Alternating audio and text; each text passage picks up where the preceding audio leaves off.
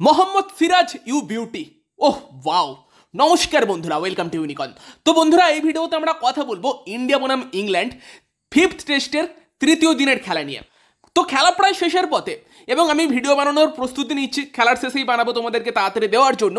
এবং সেই সময় ভাবছি যে ম্যাচটা মোটামুটি সমানে সমানে রয়ে যাচ্ছে, ইন্ডিয়ার জন্য ভালো দিন গেছে, কিন্তু অ্যাজ এ ইন্ডিয়ান ফ্যান আমি চাইছিলাম আজকে ইন্ডিয়া যেন দুটো উইকেট ইংল্যান্ডের ফেলে দিতে পারে। সেখানে একটা উইকেট না ফেলতে পারা, 50 রান করে ফেলা, ইংল্যান্ড কিন্তু ম্যাচে ফিরছে। এবং সেই সময়ই দেখলাম মোহাম্মদ সিরাজের ওই দুরন্ত একটা ইয়র্কার, যে ইয়র্কারটা জ্যাক ক্রাউলিকে তো বোল্ড করলোই, ইন্ডিয়াকে ম্যাচে ফেরালো, তার সঙ্গে সঙ্গে আমার মধ্যেও একটা জোশ ঢুকিয়ে দিল এই ভিডিওটা একদম ভালো করে শুরু করার জন্য। তো সেই জায়গাতে কিন্তু মোহাম্মদ সিরাজ একটা ব্রিলিয়ান্ট ইয়র্কারে কিন্তু দিনের শেষে ইংল্যান্ডের প্রথম উইকেটটা ফেললো লাস্ট বলে। ইংল্যান্ডের স্কোর কিন্তু 50 রানে 1 উইকেট। এবং জ্যাক ক্রাউলির উইকেটটা কিন্তু এলো প্রপার প্ল্যানিংয়ে। যদি আমরা পুরো ট্যাকটিক্সটা দেখি, ইন্ডিয়া ডিপ লেগ সাইডে একটা ম্যান পাঠায়, পুরো ফিল্ডিংটা এমন সেট করে যেন বাউন্সার আসবে, এবং সিরাজ মেরে দেয় কিন্তু ব্লাফ করে একটা প্রপার ইয়র্কার। এরকম ব্লাফ স্ট্র্যাটেজি যে আমরা আগে দেখিনি তা নয়, অনেক বোলারই ট্রাই করে, খুব কমই সাকসেসফুল হয়। তো সাকসেসফুল হতে গেলে যেটা দরকার, এই টাইপের একটা পারফেক্ট এক্সিকিউশন, যেটা সিরাজ করে। প্রপার একটা ইয়র্কার, যেমন গতি সেরকম এক্সিকিউশন, সেই জায়গাতে বলটা পড়েছে, ক্রাউলির কিচ্ছু করার ছিল না। ইংল্যান্ডের টার্গেট কত? 374 রান। এখনো ইংল্যান্ডকে করতে হবে 324 রান। ইন্ডিয়াকে নিতে হবে 8টা উইকেট অথবা 9টা উইকেট। জানি না ক্রিস ওকস ব্যাট করতে আসবে কিনা, যদি খুব টাইট সিচুয়েশন হয় যে 15-20 রান দরকার, সেই সময় হয়তো ব্যাট করতে চলেও আসতে পারে, নয়তো ক্রিস ওকসের যে ইঞ্জুরি, ব্যাট হয়তো না করতে আসার চান্সই বেশি। সেই জায়গাতে কিন্তু দারুণ একটা ম্যাচ হচ্ছে, এবং আজকের দিনের শুরুটা ইন্ডিয়ার হয়তো প্রথম সেশনটা, আজকের যে প্রথম সেশনটা ছিল, সেটা এই সিরিজের ইন্ডিয়ার সব থেকে বেস্ট সেশন ছিল। জয়সওয়াল তো একদিকে নট আউট ছিলই, উল্টো দিকে আকাশদীপ কি করলো ভাই!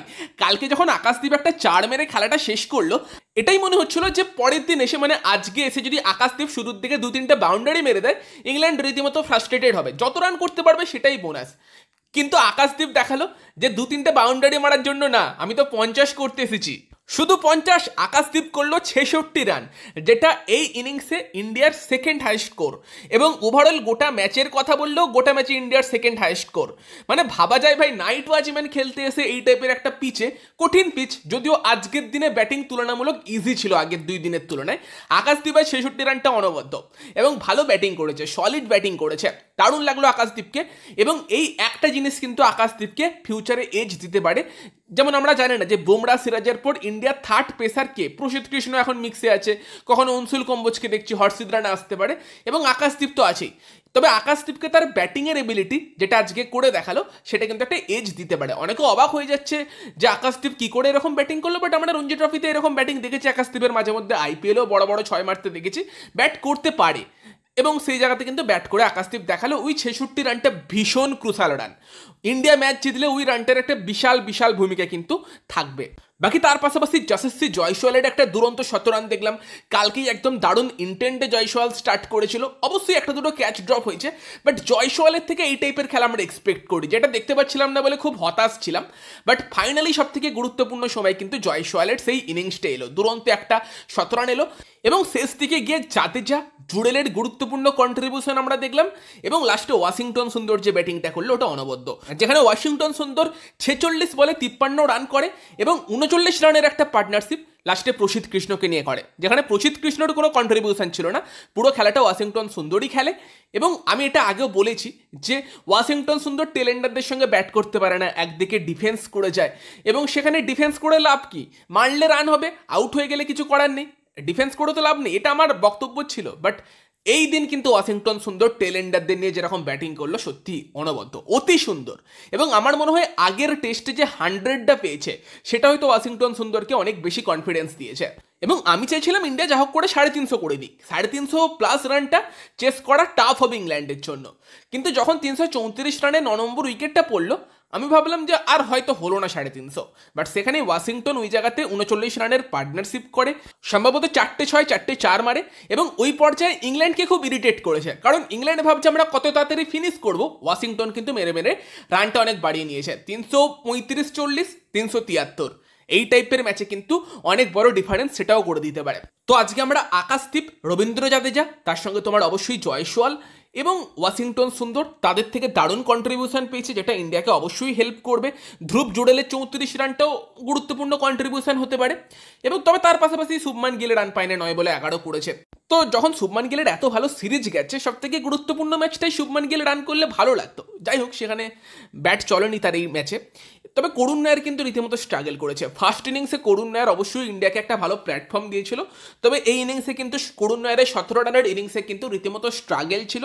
এবং প্রশ্নটা উঠবে যে এবার যখন ইন্ডিয়াতে গিয়ে খেলা হবে, সেখানে কি করুণ নায়ার জায়গা পাবে, নাকি সরফরাজ খানের মতো কেউ যে ডোমেস্টিক অনেক রান করেছে সে এবার এরকম একটা লম্বা সুযোগ পাবে, 4-5টা ম্যাচ থেকে দেওয়া হবে। আই থিঙ্ক এবার সরফরাজ খানের মতো কেউ কিন্তু সেই সুযোগটা ডিজার্ভ করে। কারণ করুণ নায়ার অবশ্যই ফার্স্ট ইনিংসে যদি ওই 50টা না করতো, আমার তো মনে হয় না আর কোনো চান্স ছিল। তবে তারপরেও ওভারঅল যদি এই সিরিজটা আমরা দেখি, করুণ নায়ার যেরকম ব্যাটিং করেছে খুব একটা ইমপ্রেসিভ লাগেনি। সাই সুদর্শনের কাছে সময় আছে, করুণ নায়ারের কাছে সময় নেই। এটা একটা ফ্যাক্টর, কারণ তার এজটা কিন্তু বেশ বেশি। বাকি কালকে আমি অবশ্যই বাড়িতে ছিলাম না, তবে কালকেও বেশ ভালো খেলা হয়েছে, খেলাটা বেশ তাড়াতাড়ি এগিয়েছে। যেখানে ইন্ডিয়া খুব বেশি রান কন্ট্রিবিউট করতে পারেনি প্রথম দিনের পর, 224 অল আউট হয়ে যায়। এবং ইংল্যান্ড তো বাসবল দিয়ে শুরু করে, জ্যাক ক্রাউলি, বেন ডাকেট ড্র রীতিমতো অ্যাগ্রেসিভ ছিল। তবে আকাশদীপ প্রথমে ডাকেটকে আউট করে, যেখানে 92 রানে প্রথম উইকেট কিন্তু ইংল্যান্ডের পরে। তবে তারপর থেকে কিন্তু সিরাজ এবং প্রসিদ্ধ কৃষ্ণ মিলে ইংল্যান্ডকে ধসিয়ে দেয়, যেখানে অবশ্যই প্রসিদ্ধ কৃষ্ণ আরেক ওপেনার জ্যাক ক্রাউলিকে আউট করে। তবে মেন গুরুত্বপূর্ণ উইকেটগুলো কিন্তু ফার্স্ট ইনিংসেও মোহাম্মদ সিরাজই নিয়েছে। Ollie Pope, Joe Root, Harry Brook, Jacob Bethell গুরুত্বপূর্ণ উইকেটগুলো কিন্তু নিয়েছে মোহাম্মদ সিরাজ। এবং তার পাশাপাশি প্রসিদ্ধ কৃষ্ণ, তাকে অবশ্যই আমরা কিছু কিছু সময় ক্রিটিসাইজ করেছি, বাট যেখানে ভালো কাজ করেছে সেটা বলতেই হবে। সেটা হচ্ছে যে কালকের আর কি দিনে কিন্তু 4টে উইকেট প্রসিদ্ধ কৃষ্ণ নিয়ে গিয়েছে, যেখানে জ্যাক ক্রাউলির পাশাপাশি জেমি স্মিথ আরও এক গুরুত্বপূর্ণ উইকেট, এবং জেমি ওভারটন, গাস অ্যাটকিনসন, সেই দুজনকে কিন্তু আউট করেছে প্রসিদ্ধ কৃষ্ণ। এবং দেন ইন্ডিয়া আসে। ইন্ডিয়া অবশ্যই 23 রানে পিছিয়ে ছিল, বাট অ্যাগ্রেসিভ স্টার্ট কিন্তু জয়সওয়াল দেয়। উল্টো দিকে KL রাহুল বা সাই সুদর্শন তারা তাড়াতাড়ি আউট হয়ে যায়। সাই সুদর্শন যেরকম রিভিউটা ওয়েস্ট করলো, দরকার ছিল না।